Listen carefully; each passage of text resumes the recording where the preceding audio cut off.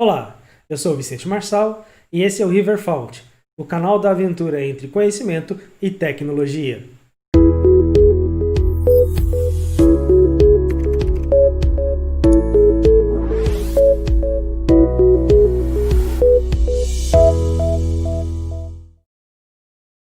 Olá pessoal, sejam bem-vindos à nossa aula de Lógica Aplicada à Documentação.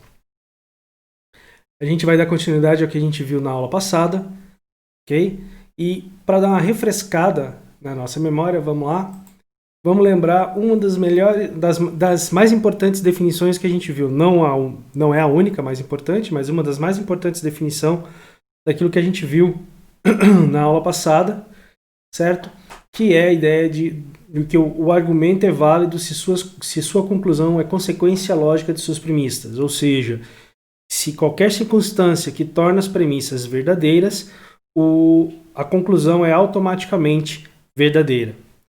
E a gente vai ver como é que isso funciona e como que isso está ligado à forma do argumento, ok? Vamos lá. Vamos prestar atenção primeiro nesse argumento, esse nosso argumento A1, que diz que todo gato é mamífero.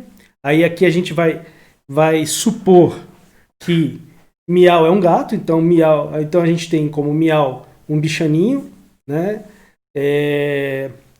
Um gatinho aí da Unir que a gente tem aí como referência, certo? E aí a gente pode então dizer que Miau é um mamífero. Então, todo gato é mamífero, Miau é um gato, Miau é mamífero. O segundo argumento diz o seguinte: todo gato é mamífero. É exatamente a mesma primeira premissa do segundo argumento. Só que Lulu, que na segunda premissa está sendo identificado como um mamífero, é na verdade um cachorrinho. Então a gente tem que Miau é um gatinho e que Lulu é um cachorrinho. E veja, olha como que está o argumento. Todo gato é mamífero. Lulu é mamífero. E aí a gente pode concluir que Lulu é um gato? Claro que não, né? A gente de antemão sabe que Lulu é um cachorro. Apesar de Lulu ser mamífero, ou seja, as premissas são verdadeiras, o que não é verdade é a conclusão, né? A mesma coisa com o argumento 3 de nosso exemplo. Vamos lá. A gente tem que no argumento 3 que todo peixe é dourado. Cleo é um peixe, logo Cleo é dourado. Qual que é o problema que nós temos aí? A gente até pode entender sim que Cleo seja um peixinho dourado, né? Vamos dizer que eu tenho aqui em casa um aquário, e nesse aquário eu tenho um peixinho dourado, a qual eu dei o nome de Cleo, certo? O problema é que nem todo peixe é dourado, ou seja, a primeira premissa é falsa, certo? Apesar de termos a segunda premissa como verdadeira e a conclusão como verdadeira, a primeira premissa é falsa, tá? Então vamos lá. Vamos comparar principalmente o argumento 1 e o argumento 3 no primeiro momento, porque eles têm a forma parecida. Veja, o argumento 1 a gente diz que todo gato é mamífero, Miau é um gato, Miau é mamífero.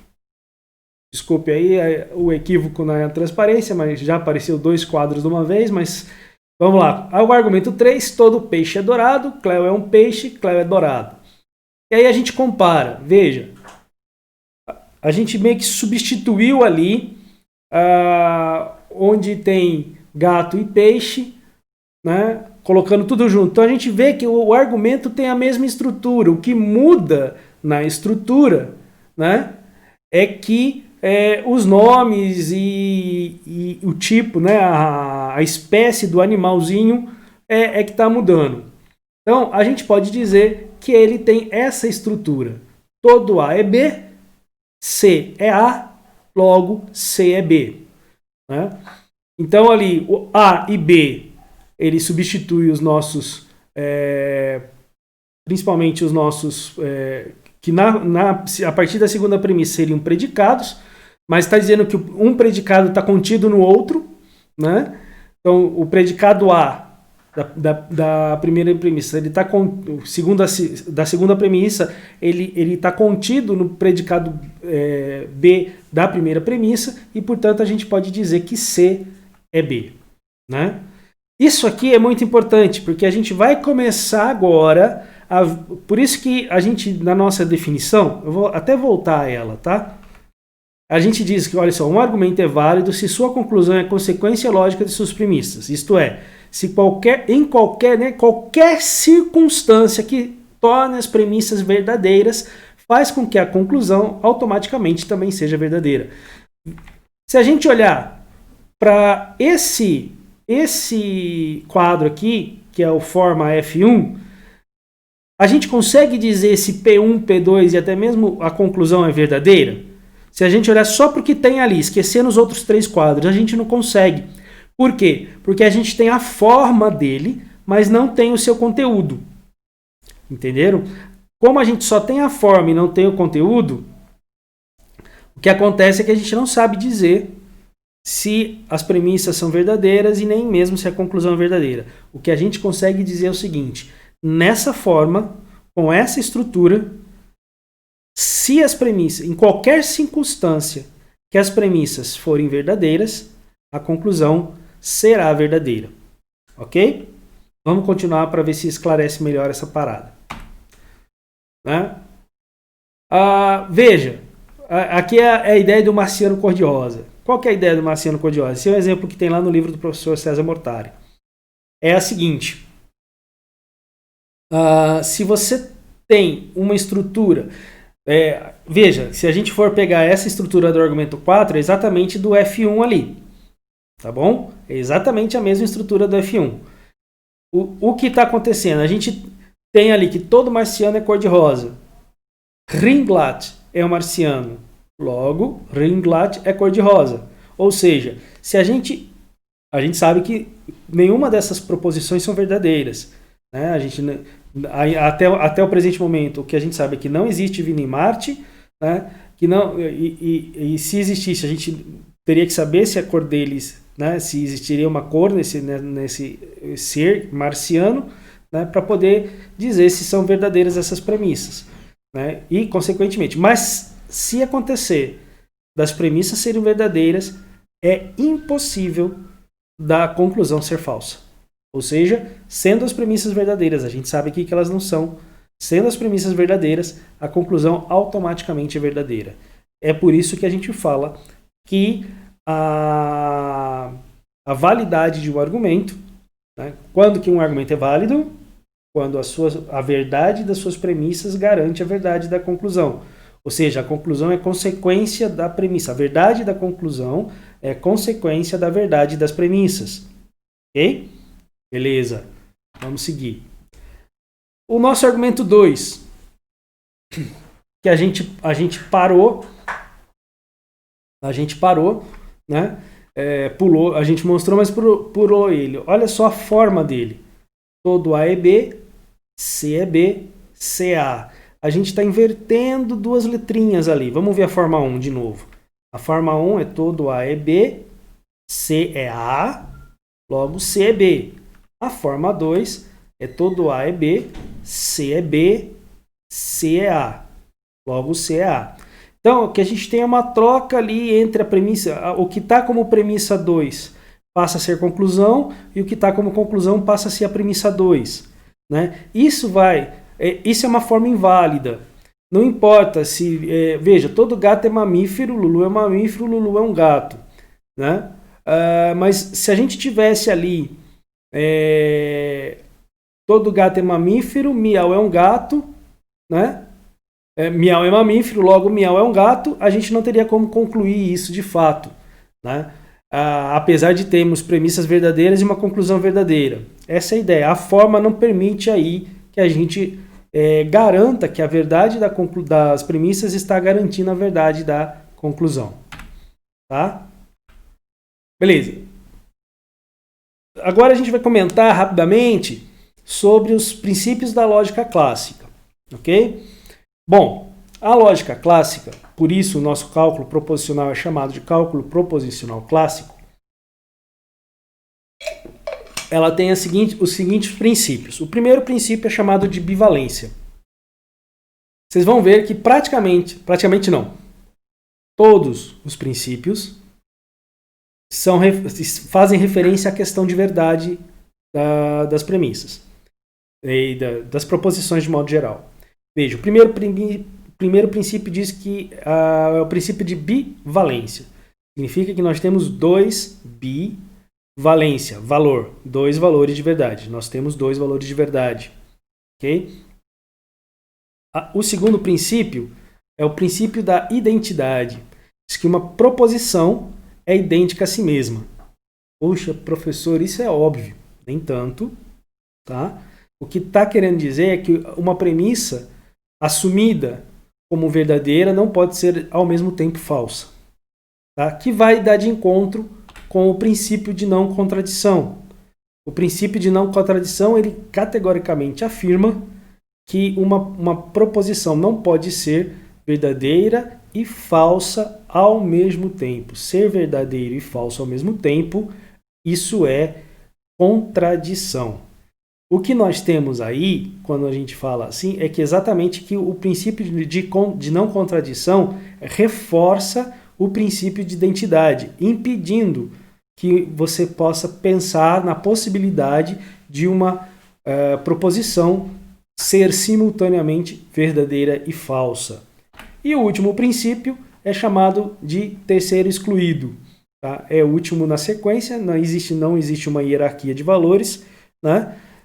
Desses princípios, portanto, não é uma ordem hierárquica no sentido mais importante para o menos importante, é simplesmente uma forma de colocar, não tem outro jeito, é sempre um depois do outro. Né?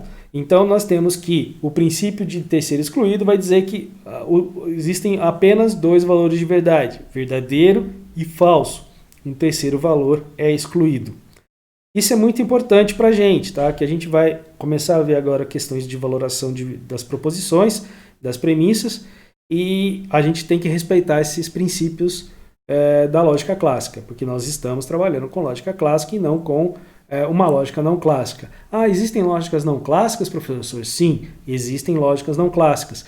A grande questão de uma lógica não clássica é que ela vai desrespeitar um ou mais de um ou todos esses princípios. Ela não vai levar em consideração essas questões. Você pode ter, por exemplo, uma lógica em que você tem um terceiro valor de verdade, e aí ela desrespeita o princípio de bivalência e o princípio do terceiro excluído, né? Em que você tem, então, por exemplo, você pode ter verdadeiro, falso e meio a meio, sei lá, uma coisa do gênero. Professor, mas o senhor não sabe? Não, não sei. Eu sou um estudioso de lógica clássica, sei que existem lógicas não clássicas, por exemplo, a lógica paraconsistente do professor Newton da Costa, desenvolvida inclusive aqui no Brasil, na Unicamp, em Campinas. Hoje o professor Newton da Costa é professor aposentado da Unicamp, mas que continua dando aula e orientando pós-graduação na Federal de Santa Catarina. Pelo menos é a última notícia que eu tenho com relação a ele. Né?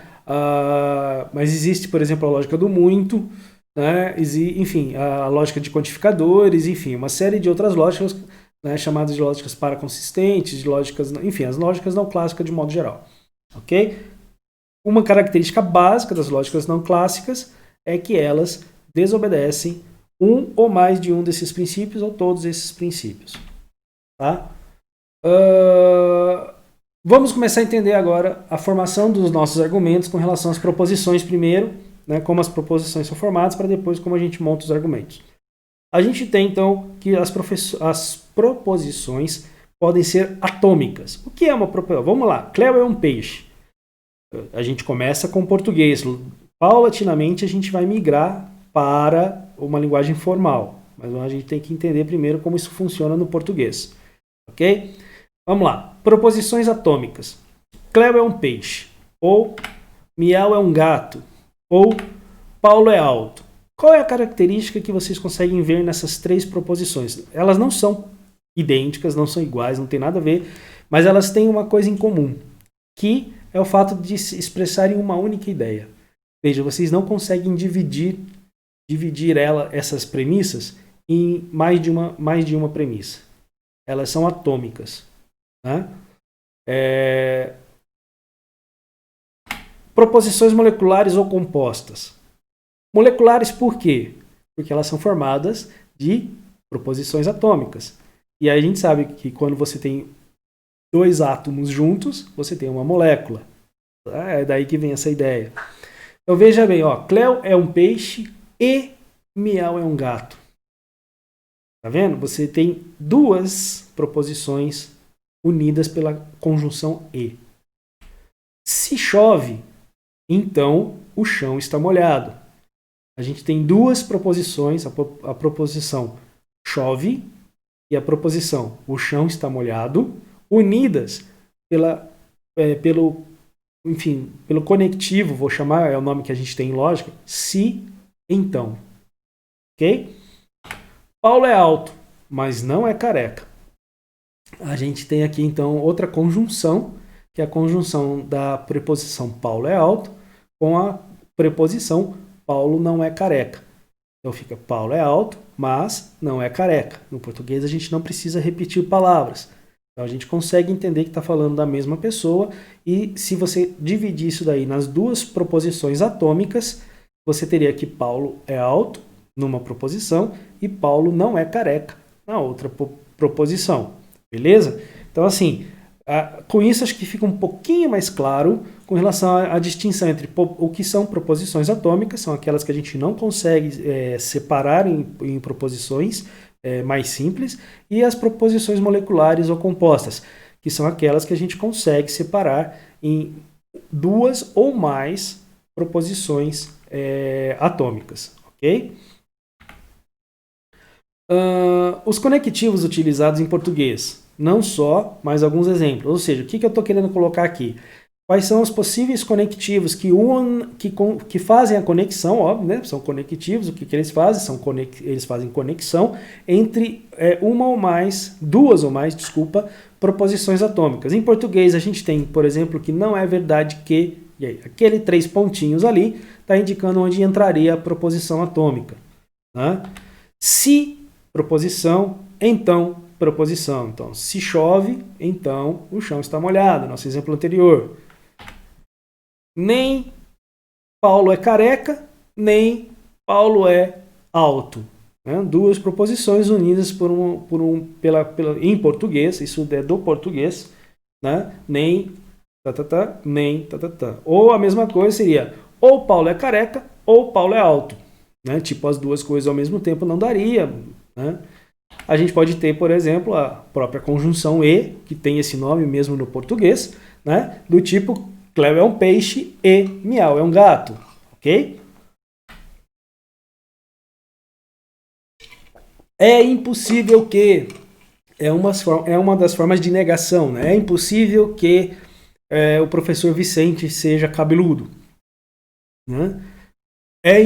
Darth Vader acredita que a gente está fazendo uma brincadeirinha, usando um personagem fictício, mas poderia ser qualquer coisa, por exemplo, qualquer pessoa, né, ou personagem, e você está dizendo que acredita que tal coisa é verdade. Então, por exemplo, Darth Vader acredita ser pai de Luke Skywalker. Na verdade ele é, né, para quem sabe do que eu estou falando.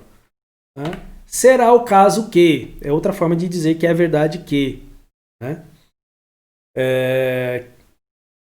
Enfim, esses são os conectivos que a gente... Lógico que no português existem muitos outros conectivos, que muitas outras formas de fazer conexões entre sentenças, no caso, né? Inclusive não necessariamente, como é o nosso caso, com sentenças que seriam declarativas, né? E que podem receber valor de verdade, que é o nosso caso numa questão de proposições, mas no português a gente pode inclusive unir sentenças das mais variadas e não só declarativas. Vamos falar então agora, vamos começar a esboçar a ideia para a gente entender a ideia da linguagem proposicional clássica, do cálculo proposicional clássico. Começa pelo seguinte, nós vamos ter, no nosso alfabeto vai ser composto então por letras sentenciais. O que são as letras sentenciais? São letras que vão de A, B, C até T. Sim, nós não vamos até a letra Z. As letras U, V, X, W, Y, Z e tal, o restante ali do nosso alfabeto, às vezes nunca lembro de cabeça, a gente usa na maioria das vezes como variáveis. Tá? tá? Como no lugar de proposições, mas como variáveis. No caso aqui, a gente então vai ter como proposições, e a gente vai ver como isso vai acontecer. A gente está começando a estudar a nossa linguagem, e a gente começa, obviamente, pelo alfabeto. A gente nunca começou a estudar o português por análise sintática. A gente começou estudando o quê? Estudando o alfabeto, como o alfabeto compõe as sílabas, como as sílabas compõem as palavras, como as palavras compõem as frases, como as frases compõem textos. Né? É assim que a gente começou a estudar português. E no cálculo proposicional, na linguagem proposicional, não vai ser diferente. Então, o nosso primeiro momento é que são letras sentenciais. A gente vai ver como a gente está vendo assim o que são, e depois nós vamos ver as regras da gramática que vão permitir a gente usar, vamos fazer o que a gente chama de fórmulas bem formadas, tá bom? Quando a gente tiver fórmulas, né, a gente vai entender o que forma. Vamos lá, fazendo um paralelo com o português. A gente aprendeu o alfabeto, no caso A, B, C, D até Z, beleza? Aí a gente aprendeu regras que unem as letras em sílabas. Né?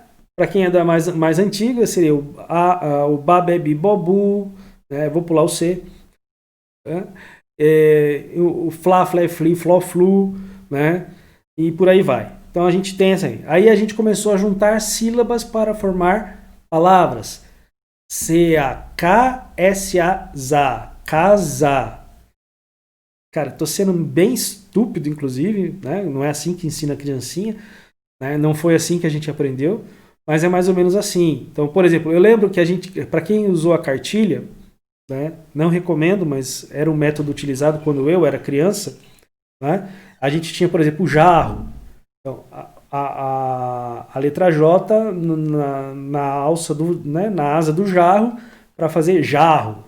E aí a gente entendendo, e aí a gente aprendeu a montar sílabas, palavras, certo? Então aqui a gente está começando a aprender o nosso alfabeto. Ok? E o nosso alfabeto começa com o que a gente chama de letras sentenciais. Que vão ser letras maiúsculas de A até a letra T. A gente vai ter os numerais de 0 a 9. Para que vai servir os numerais? A gente vai ver com calma um pouquinho mais na frente. Mas os numerais porque como o conjunto das letras sentenciais é finito, ele vai de A a T, a gente precisa de algo para que o torne infinito, caso a gente precise de um número muito grande de proposições. Os numerais vão servir para isso. Tá? A gente vai ver um pouquinho mais na frente como que isso funciona. As nossas operações, né, são esses símbolos aí. A gente vai ver cada uma delas, cada conectivo desse. Né, são os nossos 5 conectivos aí. Né, e os sinais de pontuação. No caso, a pontuação aqui é só o abrir e fechar parênteses. A letra E ali está só para dizer que é um e o outro. Tá? Mas é o abrir e fechar parênteses. Vai ser os nossos sinais de pontuação. Isso a gente define, então, o nosso alfabeto da linguagem proposicional. Ok? Então, letras sentenciais, que são as letras maiúsculas de A a T, os numerais de 0 a 9, os nossos sinais de operação, também conhecidos aí como os nossos conectivos, tá? E os sinais de pontuação de abrir e fechar parênteses. Letras sentenciais e fórmulas atômicas. Vamos começar a entender como que se monta. Né? As letras sentenciais, elas vão substituir as nossas... Por isso que chamam letras sentenciais. Elas vão substituir as nossas sentenças, as nossas proposições. Entenderam? Então, por isso que elas são chamadas de letras sentenciais.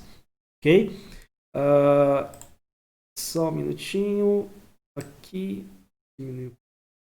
Aí a gente tem também que podem ser que sejam necessários usarmos os numerais de 0 a 9, como em A1, B1, T1, A2, B2, T2, e quantos forem necessários, inclusive montando números mais complexos. Não mais complexos, mas números maiores.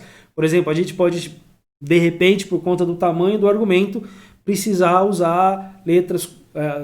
usamos diversas letras sentenciais e de repente nós estamos no 325, né? B 325, C 325, né? Veja, a ideia dos numerais aí é formar números inteiros positivos, né? Para poder ter... A gente vai ver isso na nossa disciplina? Não. Na vida real a gente acaba vendo isso? Vocês digam que não, porque o uso de lógica que vocês vão fazer é bem mais restrito, né? Eu estudo lógica, mas nunca vi algo assim, né? Não estou dizendo que não exista, tá? Estou só dizendo que nunca vi algo assim, beleza? E aí, qual que é a ideia? Formalizando, então, uma proposição. Quando a gente passa do português, uma linguagem natural, para a linguagem da lógica, a gente diz que a gente está formalizando a proposição. Então, por exemplo, eu posso dizer, para mim, naquelas nossos exemplos anteriores, que Cleo é um peixe, agora é C. É a letra sentencial C. Essa é a minha proposição. O que C representa? Cleo é um peixe. Né? O que M representa? Representa que Miau é um gato. O que P representa? Representa que Paulo é alto. Então eu vou substituir, tá? Eu vou voltar rapidinho só para vocês verem uma coisa.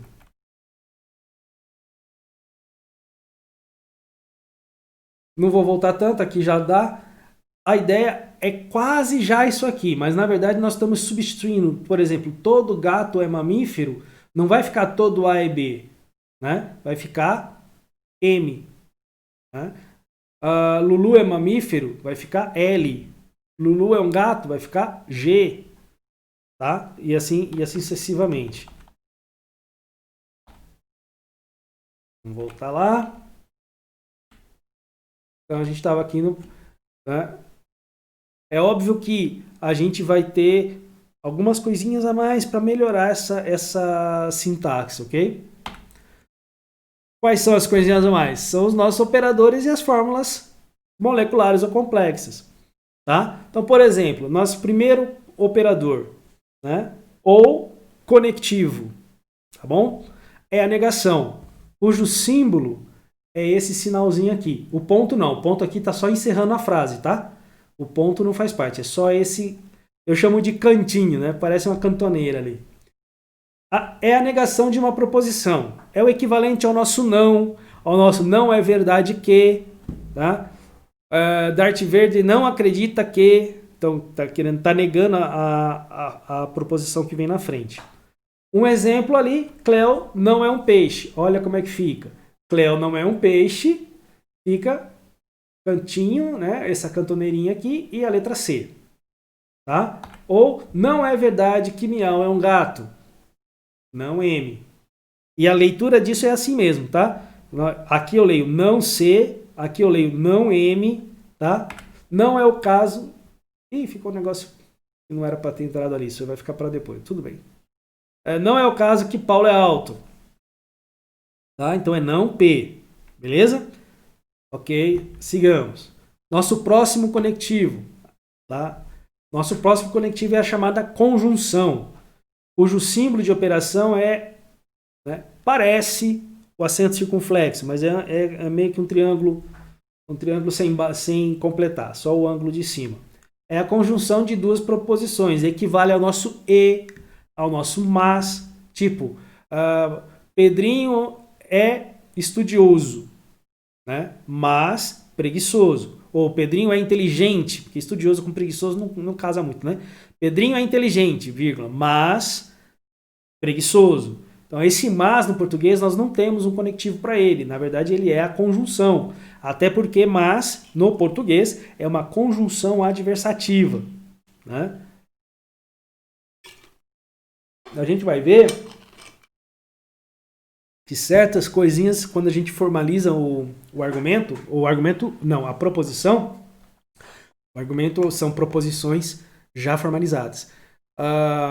Quando a gente formaliza uma proposição, a gente perde alguma coisa do sentido dela. Por exemplo, Paulo foi embora, ou foi classificado. Né? O verbo ser aí está no passado. A gente vai sempre colocar... Então, por exemplo, Paulo é classificado, ou Paulo foi classificado, ou Paulo está classificado. Veja, a gente vai colocar como... as três sentenças como P. Pode ser qualquer uma das letras sentenciais, tá? Eu estou usando P por conta do Paulo. Né? Por que isso? E os verbos? Onde é que tá? Quando eu voltar? Eu não volto. Na verdade, é isso que a gente vai ver. A gente não volta muito, não. Porque o nosso objetivo é estudar a estrutura do argumento. Ok? Então, no caso ali, olha só. Cleo é um peixe e Miau é um gato. C e M. E a leitura é essa mesma. C e M. Né? Miau é um gato e Paulo é alto. M e P. Paulo é alto e Cleo é um peixe. P e C. Ok? Essa é a maneira de montar, então, proposições moleculares unindo duas proposições atômicas. Nesse caso, duas proposições atômicas. Tá? Outro conectivo, outro operador que nós temos é a disjunção, né, cujo símbolo é o inverso da conjunção. A conjunção é o triângulo com o vértice para cima, sem a base, né? E aqui agora é com o vértice para baixo. Parece um V, mas não é a letra V, tá? É só um símbolo, tá? E equivale ao nosso OU. No português, a gente viu até um exemplo lá atrás, a gente tem ou isso ou aquilo, tá? Esse OU é chamado de OU...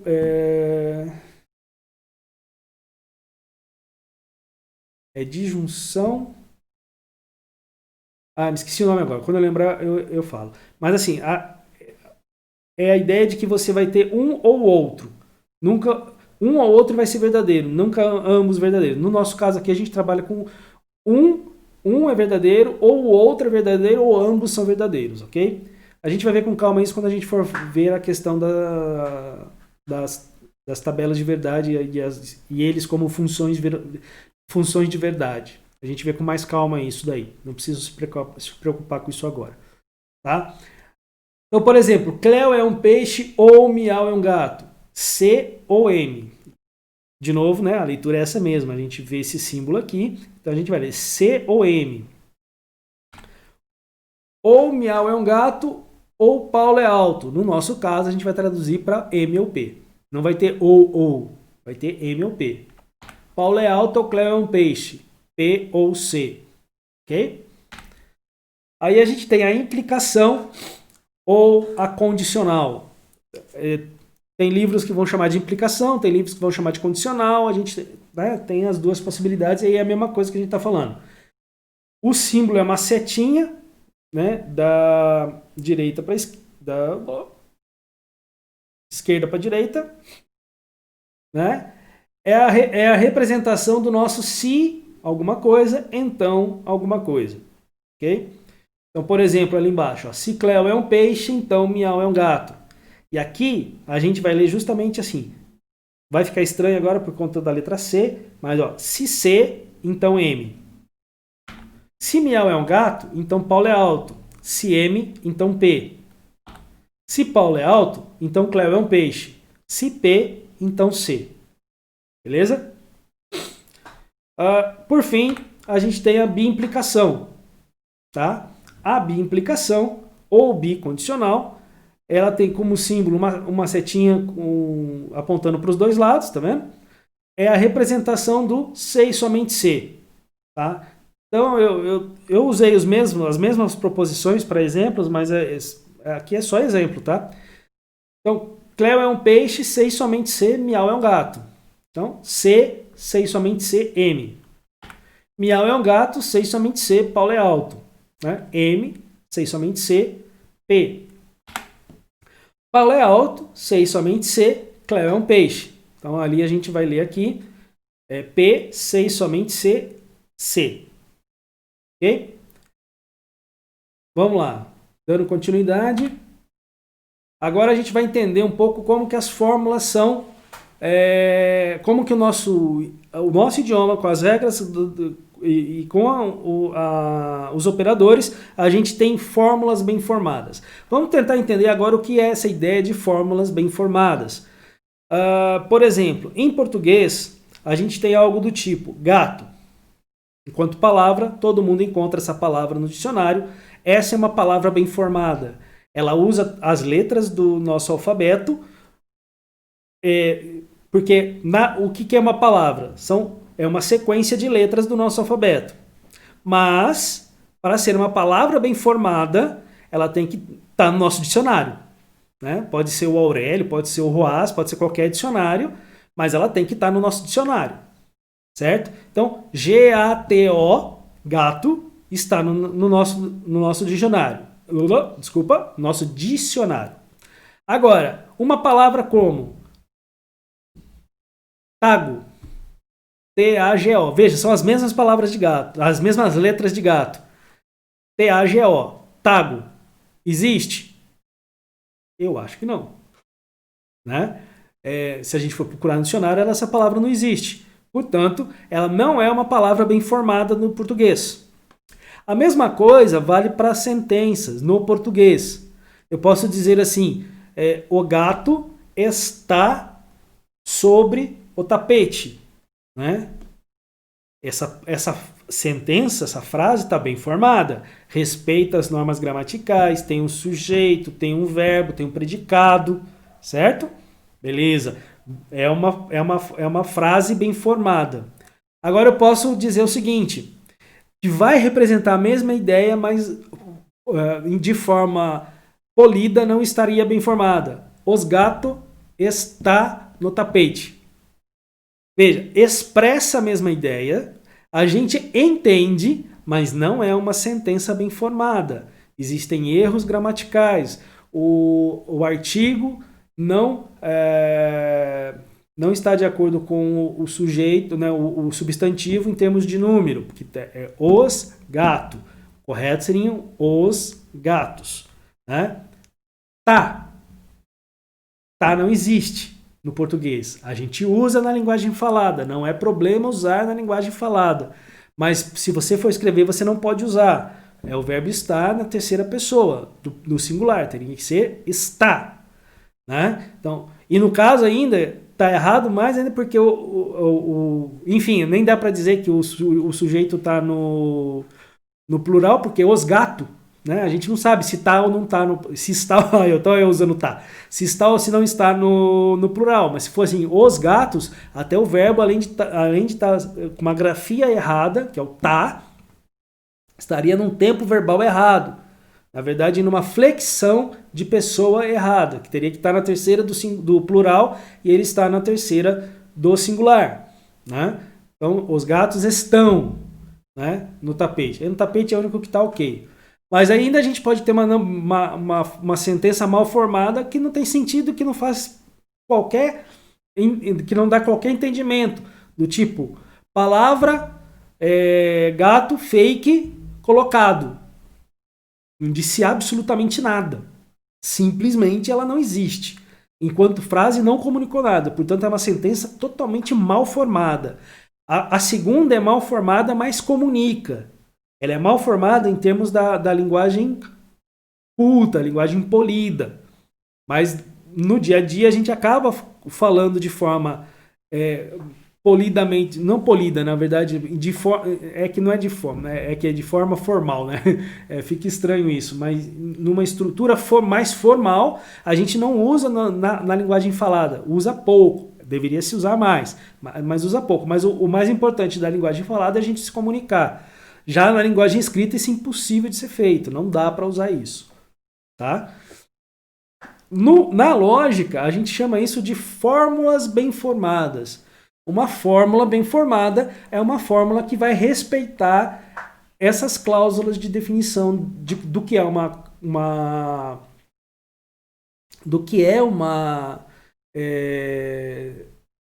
fórmula bem formada, né, da linguagem proposicional, da linguagem do cálculo proposicional. Estou vendo ali que tem um errinho no meu slide, peço desculpas, né? Não é definição, aqui é junto, esse espaço não existe. Desculpa, peço desculpas aí a vocês. Mas a ideia primeira cláusula da definição. Uma letra sentencial sozinha é uma fórmula. A gente tem que ter isso bem claro. Se eu ver uma letra maiúscula, de A a T, Lembrando que são as letras. Quem são as letras sentenciais? São as nossas letras maiúsculas de A até a letra T. Ok? Então, se eu tenho uma letra sentencial sozinha, eu tenho uma proposição, porque essa vai ser uma proposição atômica. Lembra lá? Cléo é um peixe. Eu disse que era C. Paulo é alto. Eu disse que era P. Então, é uma letra sentencial sozinha? É uma proposição bem formada. Ok? Se alfa é uma fórmula, aqui a gente tem que começar a prestar atenção numa coisa. Eu não disse que o nosso alfabeto são as letras maiúsculas de A a T, os numerais de 0 a 9, né? Para caso a gente ia precisar usar os subscritos, tipo A1, B1, C2, C3, né? Os nossos símbolos dos operadores, né? O cantinho, o chapeuzinho, o Vzinho, a seta da esquerda para a direita, a seta apontando para os dois lados, o parênteses, abrir e fechar parênteses, que a gente vai ver mais tarde isso. Da onde surgiu o alfa? Né? Por que alfa aí? E é uma maneira da gente falar de uma que a gente chama de metalinguagem. A gente está usando a linguagem para falar da linguagem. O alfa aí representa qualquer possibilidade de fórmula. Por exemplo, até o momento que a gente tem de fórmula é a letra sentencial sozinha. Então, qualquer letra sentencial é uma fórmula, certo? Então, eu tenho a letra C maiúscula. É uma fórmula? É uma fórmula. Ó, se alfa é uma fórmula, né? Se alfa é uma fórmula, então não alfa é uma fórmula. Então, se a letra C maiúscula, porque uma letra sentencial sozinha é uma fórmula, então a letra C maiúscula é uma fórmula? É uma fórmula. Portanto, não C, nessa expressão assim, é uma fórmula. Ok? E aí, com relação aos outros conectivos, né? Por que eu tenho alfa e beta agora? Complicando mais, né? Na verdade, não, é porque apesar que nem precisava do não alfa aqui. Eu que me equivoquei aqui, tá, gente? O não alfa não entraria aqui. Peço desculpas aí por esse aqui, porque na verdade o não alfa entra aqui na cláusula 2. Tá? Foi um equívoco meu. Se alfa e beta são fórmulas, vamos lembrar. A maiúsculo é fórmula. A maiúsculo é uma letra sentencial. E está sozinha, portanto é uma fórmula. Então, B maiúsculo é uma fórmula? Também é uma fórmula, porque B maiúsculo é uma letra sentencial e está sozinha. Segundo a cláusula 1, é uma fórmula. Portanto, se alfa e beta são fórmulas, alfa e beta, alfa ou beta, se alfa, então beta, alfa sem somente C, beta, também são fórmulas. O que nós estamos dizendo aqui é que qualquer fórmula que estiver conectada com os nossos conectivos é uma fórmula. Aí você vai falar, mas a gente já viu isso, professor, tal. Não, o detalhe é o seguinte, o detalhe é que agora as fórmulas vão se complexificar. Porque até então, a gente está falando, a gente fez, quando viu os conectivos, por exemplo, que usavam duas letras sentenciais, a gente estava vendo com duas letras sentenciais, né? Porque eles usam dois operandos, né? São operadores que usam dois operandos. A gente chama isso de operador binário, porque ele precisa de dois operandos para fazer. Por exemplo, é igual a soma. Você não tem 1 mais igual a 3. Tem que ter 1 mais 2 para ser igual a 3. Né? Então, a adição, né, o sinalzinho lá de mais na adição, é um operador binário. Ele precisa de dois operandos para poder dar o resultado. No caso dos nossos conectivos, dos nossos operadores, tirando a negação ela é um operador unário, porque ele precisa de um único operando, vê que é ele mais um operando. O restante, da conjunção, da disjunção, da implicação ou condicional, da biimplicação ou bicondicional, todos eles são binários, precisam de dois operandos. E o operando não necessariamente vai ser sempre uma letra sentencial, ele pode ser mais complexo que isso. E a gente vai ver isso mais para frente.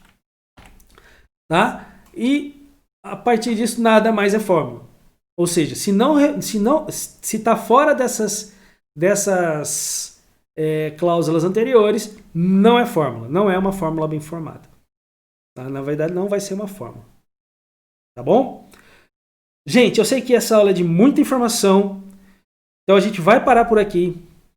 A gente vai retomar na semana que vem. Na semana que vem vai ser a nossa aula ao vivo. Eu vou, um dia antes, no máximo um dia antes, eu vou já disponibilizar o link lá pelo SIGA.